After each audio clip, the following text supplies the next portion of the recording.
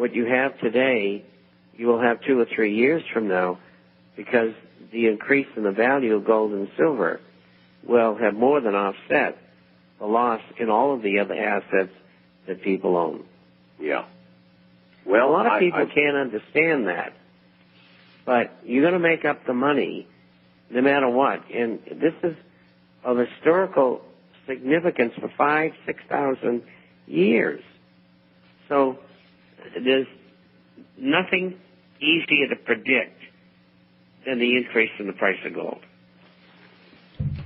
Okay, fine. Anything else, Dan? Well, gold is not fiat money, is it, Bob?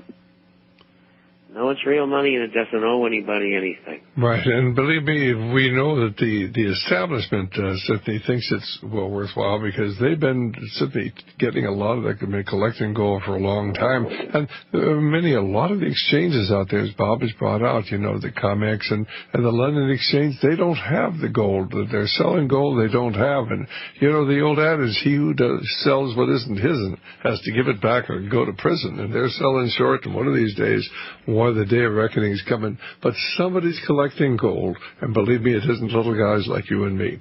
Anything else, Dan, before we let you go? Well, just one thing. I want to put this to Bob and Melody Cedarstrom, too. Thank you both for giving us straight facts and allowing people to have pink matter. See, gray matter is dead matter. Pink matter is what I got in my brain. Thank you for educating pink matter people about the way we should go. And I appreciate it, Bob. Thank you very much. Well, thank you, sir. Bye-bye, Dan. And let's go to Mary Ellen calling from Washington. Again, our telephone number, 1-888-24-LIBERTY, 1-888-24-LIBERTY, or 464-8295. Hi, Mary Ellen. How are you doing? Hi. I'm doing just great. How are you? I'm doing fine. Do you have a question for Bob?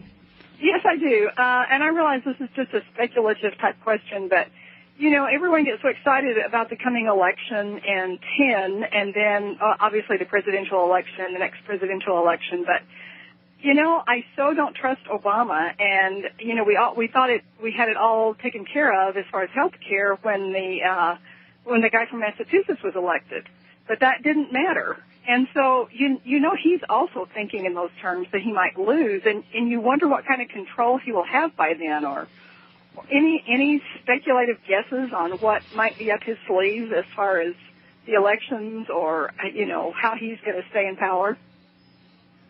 Well, I think he's been told by the people who control the Republican Party, many who are in Boston, who are Illuminists, that this is the way it's going to go unless you want to be out of there in 4 years, 6 years.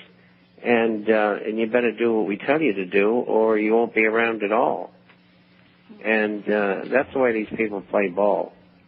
And so I think he, like many others, will probably succumb to the money and power that is behind government. And so with that said, I think he has already fallen into that trap. I think you have to understand, Mary Ellen, that we see Obama and we want to say, well, he's behind all of this. He's not behind all of this. He does what he's told, and if he doesn't, they send him to Dallas. So I'm really serious about that. Well, there is a small group that controls both political parties and makes mockery out of the electoral process, and it's simply not by accident that between 1976 and the year 2008, every president of the United States and or vice president of the United States was a member of the Trilateral Commission. Do you think that happened by accident? No. If you read our newsletters, go up to RadioLiberty.com, and we cover this in a number of different newsletters, and we'll be covering it on New Talk on creative destruction. You need to get the information. Go to AugustReview.org, AugustReview.org. Pull down Pat Wood's material, and he'll explain to you that the Trilateral Commission controls both political parties. And right now, there are only 87 members of it. In the North American chapter, they control Goldman Sachs, J.P. Morgan Chase, Citigroup. They control the major news magazines. 12 or 13 of these 87 people are in key position on Obama's staff. Do you think he just decided to pick those people? There was nobody else in the country? Or do you think he was told who to appoint? Okay, God bless.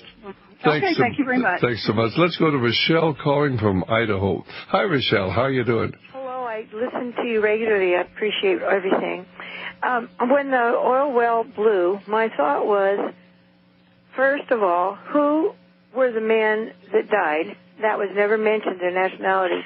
And then later on, of course, it took so long to do anything.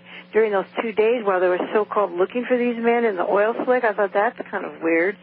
But the thing that bothered me the most was that why aren't they giving more information about, they closed all the oil wells down. Why aren't they checking all of the bottom part of the oil well? Because those could have been tampered with. That's what I thought. They could have been tampered with so they would blow.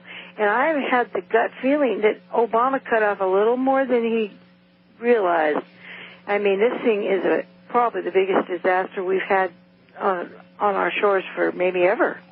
Well, Rochelle, we just don't know. We're going to have to wait till we get more information. There's a lot of disinformation out there. You wonder how British Petroleum could have been this foolish to actually risk something like this happening. But we're just going to have to wait to see. Hopefully somebody will come forward and give us the truth.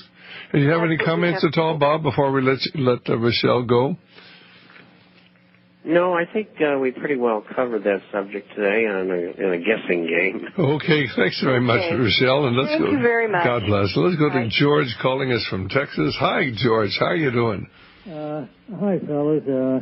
Good to hear your program again.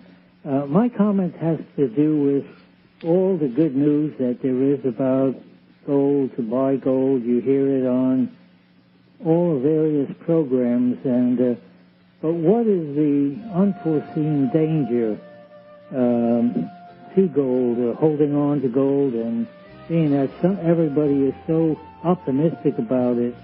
All right, fine. Bob, what would be the downside? Is there a problem that could come? Would they take us into a cashless society? Or would they simply try to confiscate it? What are your thoughts? Is there a downside to owning gold?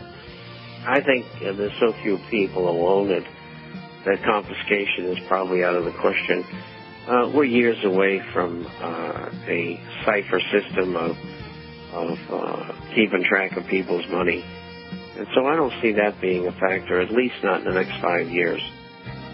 All right, fine. And so basically, I think it's a pretty good idea. Hang on there, George. We'll be back in just a moment. All right.